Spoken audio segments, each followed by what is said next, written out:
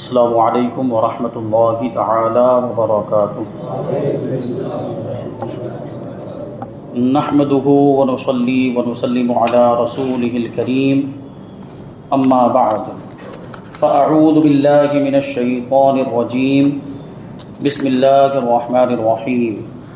ان اللہ وملائکتہ یصلون علی النبی یا ایھا الذین آمنوا صلوا علیہ وسلموا تسلیما۔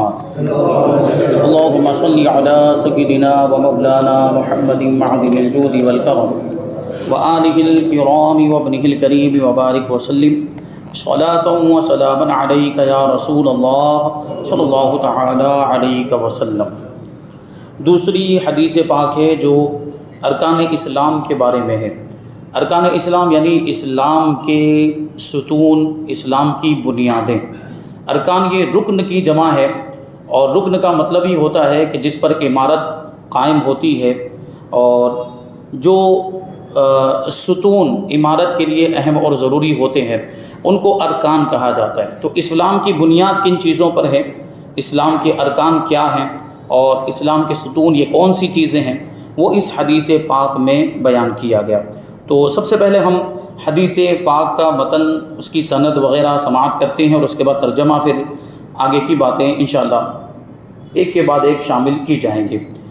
عن ابی ہریرہ قال کان النبی صلی اللہ علیہ وسلم بارزا یوما للناس فاتاہ رجل فقال ما الایمان قال الایمان ان تؤمن باللہ وملائکتہ وبلقائہ ورسلہ وتؤمن بالبعث قال ما الاسلام قال الاسلام ان تعبد اللہ ولا تشرک به وتقیم الصلاة وتؤدی الزکاة المفروضة وتصوم رمضان قال ما الإحسان قال أن تعبد الله كأنك تراه فإن لم تكن تراه فإنه يراك قال متى الساعة قال ما المسؤول عنها بأعلم من السائل وسأخبرك عن أشراطها إذا ولدت الأمة ربها وإذا تطاول رعاة الإبل البهم في البنيان في 5 لا يعلمهن إلا الله ثم تلا النبي صلى الله عليه وسلم ان اللہ عنده علم الساعة ثم ادبر فقال ردوه فلم يروا شيئا فقال هذا جبریل جاء يعلم الناس دینهم۔ اس کو امام بخاری نے باب سوال جبریل میں ذکر کیا ہے۔ اس کا ترجمہ یہ ہے کہ حضرت ابو ہریرہ رضی اللہ تعالی عنہ سے روایت ہے، انہوں نے کہا کہ ایک دن حضور نبی کریم صلی اللہ علیہ وسلم لوگوں سے ملاقات کے لیے مکان سے باہر تشریف فرما تھے کہ ایک آدمی آیا اور اس نے کہا کہ ایمان کیا ہے؟ تو حضور نے فرمایا کہ ایمان یہ ہے کہ اللہ کو اور اس کے فرشتوں کو اور اس کی ملاقات کو یعنی یوم آخرت کو اور اس کے رسولوں کو اور موت کے بعد اٹھنے کو یعنی موت کے بعد دوبارہ زندہ کیے جانے کو تو دل سے مان لے، یہ ہے ایمان۔ تو اس نے دوسرا سوال پوچھا آنے والے نے کہ اسلام کیا ہے؟ تو حضور پاک صلی اللہ علیہ وسلم نے فرمایا کہ اسلام یہ ہے کہ تو خاص اللہ تبارک و تعالیٰ کی ہی عبادت کرے اور کسی کو اس کا شریک نہ ٹھہرائے، اور نماز قائم کرے اور زکوٰۃ دے جو کہ فرض ہے، اور رمضان کے روزے رکھے۔ اس نے کہا کہ احسان کیا ہے؟ تو حضور پاک صلی اللہ علیہ وسلم نے فرمایا کہ احسان یہ ہے کہ تو اللہ کی عبادت اس طرح کرے گویا کہ تو اللہ کو دیکھ رہا ہے۔ بس اگر تو اس کو نہیں دیکھتا، یعنی یہ کیفیت اگر نہیں پیدا ہو پا رہی کہ تو اللہ کو دیکھ رہا ہے، یا تیرے اندر وہ طاقت نہیں کہ تو اللہ کو دیکھ سکے، تو اس طرح عبادت کر، اس تصور کے ساتھ عبادت کر کہ وہ تجھے دیکھ رہا ہے۔ اور یہ تصور تو پیدا کیا جا سکتا ہے، یعنی ہر بندہ اس کی طاقت رکھتا ہے، اس کی استطاعت میں ہے کہ وہ اپنے دل میں نماز کے وقت، عبادت کے وقت یہ تصور پیدا کرے کہ میں نماز پڑھ رہا ہوں تو میرا رب مجھے دیکھ رہا ہے۔ یہ کیفیت جب پیدا ہوگی تو خود بخود نماز میں، عبادت میں خشوع و خضوع پیدا ہوگا، اور آدمی دل لگا کر نماز پڑھے گا، کیونکہ ہر وقت اس کو جب یہ تصور ذہن میں ہوگا کہ میرا رب مجھے دیکھ رہا ہے، تو سوچیں پھر اس کی وہ نماز کس انداز کی ہوگی، اور کس طرح پڑھے گا وہ نماز۔ تو اس طرح عبادت کر کے وہ تجھے دیکھ رہا ہے۔ پھر اس آنے والے نے کہا کہ قیامت کب آئے گی؟ تو اللہ کے رسول صلی اللہ علیہ وسلم نے ارشاد فرمایا کہ جس سے سوال کیا جا رہا ہے وہ سوال کرنے والے سے زیادہ نہیں جانتا۔ لیکن یہاں پہ غور کرنے کی ضرورت ہے، حضور پاک صلی اللہ علیہ وسلم کیا ارشاد فرما رہے ہیں؟ قیامت کے بارے میں حضور سے پوچھا گیا کہ قیامت کے بارے میں بتائیے قیامت کب آئے گی، تو حضور پاک صلی اللہ علیہ وسلم یہ نہیں فرما رہے ہیں کہ میں قیامت کے بارے میں نہیں جانتا. یہ حضور نے کیا فرمایا کہ جس سے سوال کیا جا رہا ہے وہ سوال کرنے والے سے زیادہ نہیں جانتا. مطلب ہے کہ جانتا تو ہے جس سے سوال، اور سوال کس سے کیا جا رہا ہے؟ نبی پاک صلی اللہ علیہ وسلم سے سوال کیا جا رہا ہے. اور سوال کرنے والے ابھی آپ آگے دیکھیں گے کہ یہ کون تھے جو حضور کی بارگاہ میں آئے تھے. یہ حدیث پاک کے اندر آگے الفاظ آ رہے ہیں کہ یہ حضرت جبرائیل تھے جو لوگوں کو ان کا دین سکھانے کے لیے آئے تھے. تو اس کی اور تشریح اور وضاحت انشاءاللہ آگے آئے گی، لیکن یہاں پر یہ ثابت نہیں ہوتا کہ حضور پاک صلی اللہ علیہ وسلم کو قیامت کا علم نہیں تھا.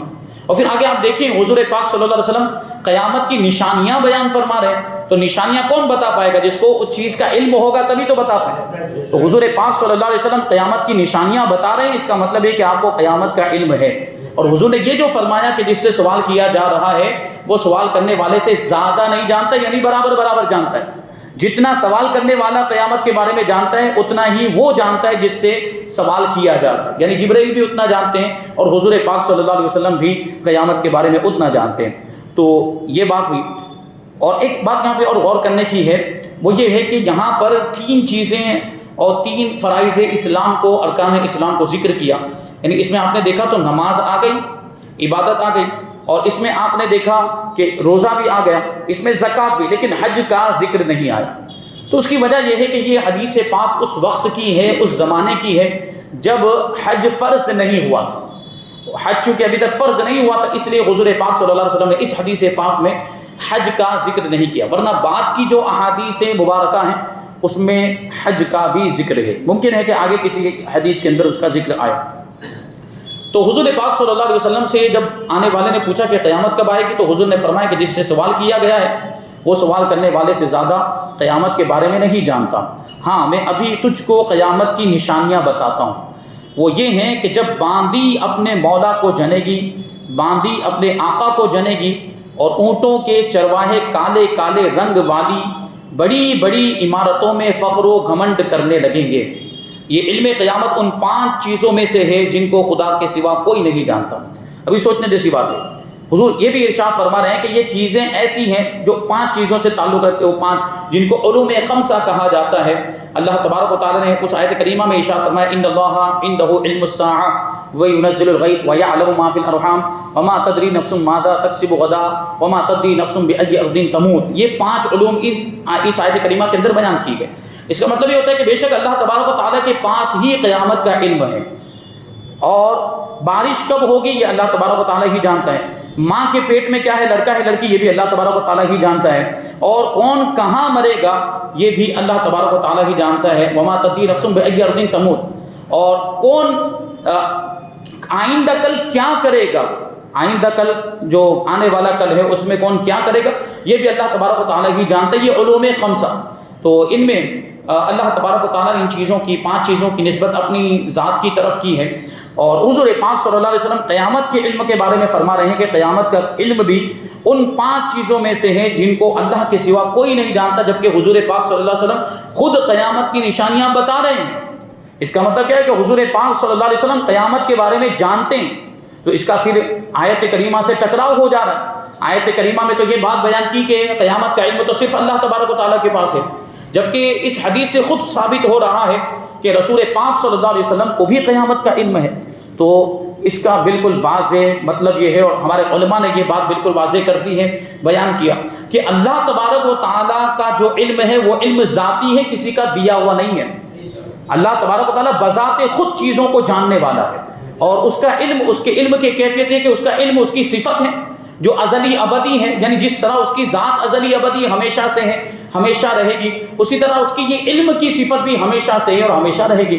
جبکہ نبی پاک صلی اللہ علیہ وسلم کے علم کا عالم یہ ہے کہ آپ کا علم عطائی ہے، یعنی اللہ کا دیا ہوا ہے. تو یہاں پر اب کوئی منافات نہیں رہ گئی، بلکہ یہ بات واضح ہو گئی کہ اللہ تبارک و تعالیٰ ہی قیامت کا علم رکھتا ہے، اور اس نے اپنی عطا سے نبی پاک صلی اللہ علیہ وسلم کو قیامت کا علم عطا فرمایا ہے. ٹھیک ہے، تو یہ بات یہاں پر واضح ہو جاتی ہے. حضور پاک صلی اللہ علیہ وسلم نے آیت کریمہ ان اللہ عندہ علم الساعہ کی تلاوت فرمائی، جس میں قیامت وغیرہ 5 چیزوں کا ذکر ہے. پھر وہ سائل واپس چلا گیا. اس کے بعد حضور صلی اللہ علیہ وسلم نے فرمایا کہ اس کو واپس بلا کے لاؤ. جو سائل ابھی آیا تھا اس کو واپس بلا کے لاؤ. تو لوگ بلانے کے لیے گئے تو لوگوں کو کچھ بھی نظر نہیں آیا کہ وہ سائل غائب ہو چکا تھا. تو حضور پاک صلی اللہ علیہ وسلم نے ارشاد فرمایا کہ یہ حضرت جبرائیل تھے جو لوگوں کو دین سکھانے کے لیے آئے تھے، جو ملائکہ کے سردار ہیں، فرشتوں کے سردار ہیں حضرت جبرائیل امین علیہ السلام. اور ان کی ذمہ داری اللہ تبارک و تعالیٰ نے آپ پر ان کی یہ ذمہ داری رکھی کہ وہ انبیاء کرام تک اللہ تبارک و تعالیٰ کا پیغام پہنچائیں. یہ حضرت جبرائیل امین علیہ السلام کی، اور ان کو امین بھی اسی وجہ سے کہا جاتا ہے کہ وہ اللہ کی وحی کے امین ہیں. وہ امانت، اللہ تبارک و تعالیٰ کی امانت یعنی اللہ کا پیغام لے کر نبیوں کی بارگاہ میں آیا کرتے تھے. اور نبی پاک صلی اللہ علیہ وسلم چونکہ ہمارے آقا حضور خاتم النبیین، آخری نبی، آپ کے بعد کوئی نیا نبی نہیں ہو سکتا، تو اب یہ سلسلہ بھی موقوف ہو گیا حضرت جبرائیل امین علیہ السلام کا. لیکن بہرحال کچھ خاص مواقع پر، جیسے لیلۃ القدر کے بارے میں فرمایا کہ لیلۃ القدر میں جبرائیل امین زمین پر اترتے ہیں تو اس میں وہ تشریف لاتے ہیں اور عبادت کرنے والوں کو دیکھتے ہیں اور عبادت کرنے والوں کے لیے دعائیں بھی کرتے ہیں. اب یہاں پر آپ غور کریں گے تو یہ حدیث پاک حضرت ابو ہریرہ رضی اللہ تعالی عنہ سے مروی ہے. تو سب سے پہلے ان کے کچھ مختصر حالات شامل کرتے ہیں کہ حضرت ابو ہریرہ رضی اللہ تعالی عنہ کون ہیں، صحابی رسول ہیں اور کس درجے کے صحابی رسول ہیں، اور ان کی زندگی کے تعلق سے کچھ باتیں. حضرت ابو ہریرہ رضی اللہ تعالی عنہ اس حدیث کے راوی بہت ہی عبادت گزار اور انتہائی متواضع یعنی تواضع انکساری کرنے والے اور پرہیزگار صحابی ہیں. ابو سعید کا بیان ہے کہ یہ روزانہ 12,000 رکعت نفل نماز پڑھتے تھے، حضرت ابو ہریرہ رضی اللہ تعالیٰ عنہ. اور آپ یمن کے قبیلے دوس سے تعلق رکھتے ہیں. زمانہ جاہلیت میں آپ کا نام عبد شمس تھا، اور عبد شمس کا مطلب ہوتا ہے سورج کا بندہ. اب ظاہر سی بات یہ نام درست نہیں ہے، بندہ تو اللہ کا ہوگا، تو ہم کہتے ہیں عبداللہ یعنی اللہ کا بندہ، عبد الرحمن رحمان کا بندہ. تو عبد شمس نام غلط ہے، تو زمانہ جاہلیت میں آپ کا یہ نام تھا. 7 ہجری میں جنگ خیبر کے بعد آپ مسلمان ہوئے، اور اسلام لانے کے بعد آپ کا نام عبد الرحمن یا عبداللہ رکھا گیا، کیونکہ وہ نام صحیح نہیں تھا اسلام کے مطابق، اس لیے اس نام کو تبدیل کر دیا گیا، چینج کر دیا گیا، اور آپ کا نام یا تو عبد الرحمن رکھا گیا یا عبداللہ رکھا گیا. حضرت ابو ہریرہ رضی اللہ تعالی عنہ کو بلیوں سے بڑی محبت تھی. وہ اپنے ساتھ بلی رکھا کرتے تھے، بلی پالتے تھے اور بلی سے محبت کرتے، اس کو کھلاتے پلاتے تھے. ایک دن حضور صلی اللہ علیہ وسلم نے ان کی آستین میں ایک بلی کو دیکھا یا ایک بلی کے بچے کو دیکھا، تو ان کو یا ابا ہریرہ کر کے پکارا. یعنی حضور پاک صلی اللہ علیہ وسلم نے بلی دیکھ کر ان کو ابا ہریرہ یا ابا ہریرہ، یہ جو ہے کہ دیکھیں عربی گرامر کے اعتبار سے کبھی ابو ابا ہو جاتا ہے، حالت نسبی میں ابا ہو جاتا ہے، تو یہ حقیقت میں ہے تو ابو، لیکن یہاں پکار رہے ہیں، منادا ہے، اس لیے وہ ہو گیا یا ابا ہریرہ. ٹھیک ہے، تو حضرت ابو ہریرہ رضی اللہ تعالی عنہ کو حضور نے یا ابا ہریرہ کہہ کر پکارا، یعنی اے بلی والے. اس کا مطلب کیا ہوتا ہے؟ بلی کے باپ، اے بلی والے. تو اس دن سے آپ کا یہ لقب اس قدر مشہور ہو گیا کہ لوگ آپ کا اصلی نام ہی بھول گئے، اور لوگوں نے بھی آپ کو ابو ہریرہ کہہ کر پکارنا شروع کر دیا. اور حضرت ابو ہریرہ رضی اللہ تعالیٰ عنہ بھی اس لقب سے بڑے خوش ہوتے تھے، کیونکہ یہ لقب حضور نے عطا فرمایا تھا. تو جو کوئی آپ کو اس نام کے ساتھ پکارتا تھا آپ ان کو منع نہیں کرتے تھے، بلکہ حضور پاک صلی اللہ علیہ وسلم کے لطف و کرم کے آپ مزے لیا کرتے تھے کہ حضور نے یہ نام آپ کو عطا فرمایا تھا. تو یہ اس قدر مشہور ہوا کہ لوگ آپ کا اصلی نام ہی بھول گئے، اسی لیے آپ کے نام میں بڑا اختلاف ہے. آپ اصحاب صفہ میں سے ہیں. اصحاب صفہ کا مطلب آپ کو معلوم ہونا چاہیے کہ مسجد نبوی کے باہر متصل ایک چبوترا بنا ہوا تھا جس کو ہم لوگ اوٹلا کہتے ہیں، وہ اس طرح چبوترا ابھی بھی آپ اگر جائیں تو مسجد نبوی میں روضہ رسول کے قریب میں وہ چبوترا آج بھی موجود ہے، اور وہاں پہ 2 رکعت لوگ نماز ادا کرتے ہیں. تھوڑا سا اونچا وہ حصہ ہے، وہاں پہ جو لوگ گئے ہیں انہوں نے دیکھا ہوگا، جو نہیں گئے اللہ تبارک و تعالیٰ سب کو زیارت نصیب فرمائے. تو وہ چبوترا وہاں پر یہ کچھ صحابہ کرام جو غریب اور نادار اور حضور پاک صلی اللہ علیہ وسلم کی بارگاہ میں علم حاصل کرنے کے لیے بس وہیں پر رہتے تھے، وہیں پر وہ پورا دن حضور پاک صلی اللہ علیہ وسلم کی باتیں سنتے رہتے، حضور کی اداؤں کو دیکھتے رہتے تھے، اور پھر وہ ساری باتیں وہ دوسروں تک پہنچاتے. یہ بھی تو بہت اہم کام تھا، اور اس کے لیے بھی چند لوگوں کی ضرورت تھی، کیونکہ سب لوگ پورا دن اور سارے اوقات میں حضور پاک صلی اللہ علیہ وسلم کی بارگاہ میں حاضر نہیں رہ سکتے تھے، اور کمانے کے لیے بھی جانا پڑتا تھا، دوسری ضرورتیں ہیں، اہل و عیال کے معاملات، اور تو اس وجہ سے لوگ پورے اوقات میں حضور کی بارگاہ میں نہیں رہ سکتے تھے. لیکن یہ اصحاب صفہ ہر وقت وہاں پر موجود رہتے اور نبی پاک صلی اللہ علیہ وسلم کی ساری باتوں کو سنتے تھے. اور صحابہ کرام کے اندر سیکھنے کا جذبہ بھی کیسا تھا اور رسول پاک صلی اللہ علیہ وسلم کی حدیثوں کو سننے کا جذبہ، تو یہ اصحاب صفہ وہیں پر انہوں نے اپنے آپ کو وقف کر دیا تھا۔ اور یہ اس کو کہا جا سکتا ہے کہ یہ مدرسہ تھا، یہ صفہ جو چبوترا جو بنا ہوا تھا، اور یہ مدرسہ، اور مدرسہ بھی کس کا؟ رسول پاک صلی اللہ علیہ وسلم کا مدرسہ، اور اس میں پڑھنے والے ایسے عظیم صحابہ کرام۔ یہ پہلا مدرسہ، اسلام کا پہلا مدرسہ جس کو صفہ کہا جاتا ہے، وہاں پہ جو صحابہ کرام بیٹھتے تھے ان میں حضرت ابو ہریرہ رضی اللہ تعالیٰ عنہ بھی تھے۔ یہ لوگ کمانے کے لیے نہیں جاتے تھے، بازار وغیرہ نہیں جاتے تھے، ہاں لوگ خود ہی ان کو لا کر کچھ نہ کچھ پیش کر دیا کرتے تھے، درہم دینار، کھانے پینے کا سامان، تو اسی سے ان کا گزر بسر چل جاتا تھا۔ لوگ بھی ان کی اہمیت کو سمجھتے تھے۔ سوچیں کہ حضرت ابو ہریرہ رضی اللہ تعالیٰ عنہ، ابھی آگے آپ سماعت کریں گے کہ اتنی زیادہ حدیثیں آپ نے روایت کی ہیں، اور ان حدیثوں سے کتنے احکام ثابت ہوتے ہیں، اور کتنی ساری باتیں اس سے ثابت ہوتی ہیں، کتنی ساری چیزیں ہمیں معلوم ہوتی ہیں کہ حضور پاک صلی اللہ علیہ وسلم نے کیا کیا ارشاد فرمایا۔ تو یہ بھی بہت زیادہ اہم چیز ہے جو ان صحابہ کرام کے ذریعے سے ہم تک پہنچی ہے۔ تو آپ اصحاب صفہ میں سے ہیں۔ آپ نے ایک دن حضور صلی اللہ علیہ وسلم کی بارگاہ میں شکایت کی کہ یا رسول اللہ صلی اللہ تعالیٰ علیہ وسلم، میں آپ کی حدیثیں سنتا تو ہوں لیکن بھول جاتا ہوں، مجھے یاد نہیں رہتی۔ تو حضور پاک صلی اللہ علیہ وسلم نے حکم دیا کہ تم اپنی چادر کو زمین پر پھیلا دو۔ چادر زمین پر پھیلا دی، چنانچہ انہوں نے اپنی چادر پھیلائی تو حضور پاک صلی اللہ علیہ وسلم نے کچھ حدیثیں بیان فرمائی اور ان سے ارشاد فرمایا کہ اب اس چادر کو سمیٹ کر اپنے سینے سے لگا لو، اس چادر کو سمیٹ کر اپنے سینے سے لگا لو۔ اور ایک روایت میں اس طریقے سے آیا ہے کہ نبی پاک صلی اللہ علیہ وسلم نے حضرت ابو ہریرہ رضی اللہ تعالیٰ عنہ کو چادر پھیلانے کا حکم دیا۔ حضرت ابو ہریرہ نے جب چادر پھیلائی تو حضور پاک صلی اللہ علیہ وسلم نے ایسے کوئی چیز جیسے ہاتھ میں لی جاتی ہے ایسے لپ بھر کے اس چادر کے اندر ایسے انڈیل دیا، گویا کہ کوئی چیز، حالانکہ وہاں پہ کوئی ظاہری طور پر کوئی محسوس ہونے والی چیز موجود نہیں تھی، لیکن حضور پاک صلی اللہ علیہ وسلم نے ایسے اپنے ہاتھوں کو جوڑ کر جیسے کوئی چیز ہاتھ میں بھری گئی ہو اور اس کو ایسے حضرت ابو ہریرہ کی چادر میں انڈیل دیا، اور پھر ارشاد فرمایا کہ ابو ہریرہ اب اپنی چادر کو اپنے سینے سے لگا دو۔ اس کے بعد حضرت ابو ہریرہ رضی اللہ تعالیٰ عنہ نے اپنی چادر کو سینے سے لگایا تو ان کا حافظہ اتنا قوی ہو گیا، ان کی یادداشت، میموری پاور اتنا مضبوط ہو گیا کہ اب جو کچھ بھی وہ حضور سے سنتے تھے اسے کبھی نہیں بھولتے تھے، اور کبھی نہیں کا مطلب پوری زندگی کے لیے وہ چیز اور حدیثیں آپ کو یاد ہو جاتی تھیں۔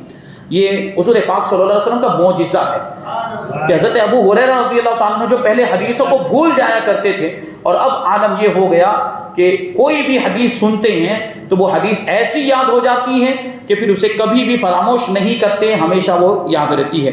اور 800 صحابہ کرام اور تابعین حدیث میں آپ کے شاگرد ہیں، یعنی آپ سے انہوں نے حدیثیں روایت کی ہیں۔ اور آپ نے کتنی حدیثیں روایت کی بیان کرتے ہیں؟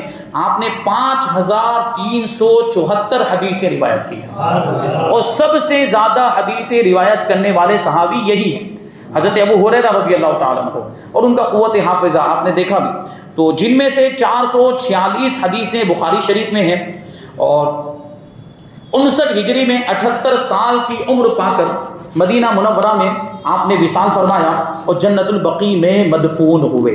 یہ حضرت ابو ہریرہ رضی اللہ تعالیٰ عنہ جو اس حدیث کے راوی ہیں ان کے مختصر حالات بیان کیے گئے۔ اب اس حدیث کی شان بیان کی جا رہی ہے کہ اس حدیث کو امام بخاری نے کتاب التفسیر میں اور کتاب الزکوٰۃ میں بھی ذکر کیا، اور امام مسلم اور امام نسائی نے کتاب الایمان میں، امام ابن ماجہ نے سنن و فتن میں، امام ابو داؤد نے سنت میں متعدد سندوں سے اور مختلف لفظوں کے ساتھ اس کو ذکر کیا ہے۔ اسی طرح امام ترمذی اور امام احمد وغیرہ محدثین نے بھی اپنی اپنی کتابوں میں اس حدیث کو درج فرمایا ہے۔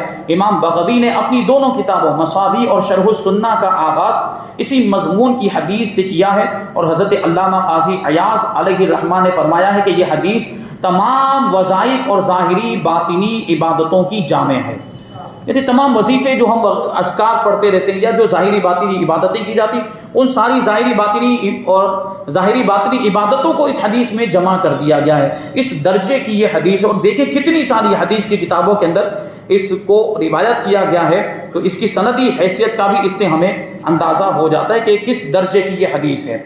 نمبر 2، حضرت شیخ عبدالحق محدث دہلوی علیہ الرحمہ اس حدیث کے بارے میں فرماتے ہیں کہ اس حدیث کو علماء محدثین حدیث جبرائیل یا حدیث ام الاحادیث یا ام الجوامع کہتے ہیں۔ اور حدیث جبرائیل کیوں کہتے ہیں؟ کیونکہ حضرت جبرائیل علیہ السلام نے ایک آدمی کی شکل میں آ کر حضور سے سوال و جواب کیا، تو اس وجہ سے اس کو حدیث جبرائیل، کیونکہ وہ سوال کرنے والے کون تھے؟ حضرت جبرائیل امین علیہ السلام تھے۔ اس لیے ان کی طرف نسبت کرتے ہوئے اس حدیث کو حدیث جبرائیل کہا جاتا ہے، اور اس حدیث کا لقب ام الاحادیث بھی ہے، اور ام الاحادیث یعنی حدیثوں کی ماں، حدیثوں کی اصل، حدیثوں کی جڑ۔ تو اس طرح یہ نام ہو گیا کہ جس طرح قرآن کی سورہ فاتحہ کا نام ام القرآن رکھ دیا گیا، ام القرآن یعنی قرآن کی اصل، قرآن کی جڑ، تو اسی طرح اس حدیث کو ام الاحادیث کہہ دیا گیا، کیونکہ جس طریقے سے سورہ فاتحہ اجمالی طور پر تمام قرآنی مضامین کی جامع اور جڑ ہے، جڑ ہونے کی وجہ سے ام القرآن یعنی قرآن کی اصل کہلاتی ہے، اسی طرح یہ حدیث چونکہ تمام احادیث نبویہ کے مضامین کو اجمالی طور پر اپنے دامن میں سمیٹے ہوئے ہے، اس لیے یہ ام الاحادیث یا ام الجوامع کہلاتی ہے، یعنی یہ تمام حدیثوں کی اصل اور تمام حدیثوں کی جڑ ہے۔ یہ حدیث پاک یعنی ساری حدیثوں میں جو تفصیل کے ساتھ جو ساری چیزیں بیان کی گئی، ان ساری چیزوں کو سمیٹ کر مختصر کر کے اس ایک حدیث کے اندر بیان کر دیا گیا ہے، اور گویا کہ یہ ساری حدیثوں کا نچوڑ، گویا کہ یہ ساری حدیثوں کا خلاصہ یہ حدیث پاک ہے۔ یہ اتنی پیاری حدیث ہے، اور اس میں ابھی اور بہت ساری باتیں ہیں، اس کے الفاظ کی تشریح اور پھر حدیث کی شرح اور جو بہت ساری دوسری چیزیں انشاءاللہ ہم آئندہ درس میں شامل کریں گے۔ اللہ تبارک و تعالیٰ کی بارگاہ میں دعا ہے کہ جو کچھ بھی بیان ہوا اس پر ہم سب کو عمل کرنے کی توفیق عطا فرمائے، حضور پاک صلی اللہ علیہ وسلم کے فرامین پر ہم سب کو عمل کرنے کی توفیق عطا فرمائے، حضور پاک صلی اللہ علیہ وسلم کی سچی پکی محبت ہم سب کے دلوں میں پیدا فرمائے۔ وما علینا الا البلاغ۔